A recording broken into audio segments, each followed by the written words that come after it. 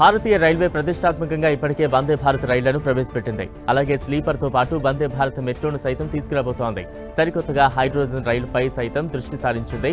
తొలిసారిగా హైడ్రోజన్ రైలును తీసుకురాబోతోంది.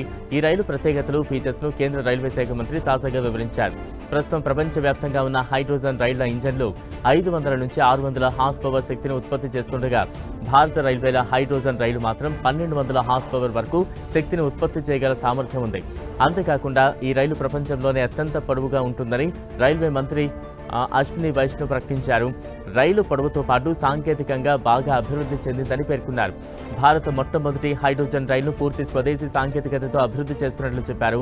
Diesel, electric multiple unit రేకులపై హైడ్రోజన్ ఇంధన కణాల రెట్రోఫిట్మెంట్ ద్వారా ఈ రైలును తయారు చేస్తున్నారు. Railway research, design and standards organisation స్పెసిఫికేషన్లను సిద్ధం చేసింది.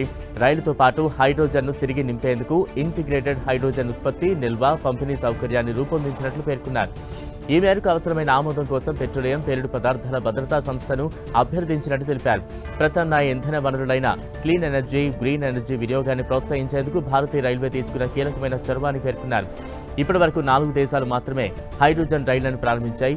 ఈ జాబితాలో జర్మనీ, ఫ్రాన్స్, స్వీడన్, చైనా ఉన్నాయి. ఇప్పుడు భారత్ హైడ్రోజన్ రైలును అభివృద్ధి చేస్తున్న 5వ దేశంగా నిలవనుంది. ప్రస్తుతం హైడ్రోజన్ రైలును చెన్నైలోని ఇంటిగ్రల్ కోచ్ ఫ్యాక్టరీలో తయారవుతోంది. త్వరలోనే ట్రయల్ ఆపరేషన్ కు తీసుకురానుంది.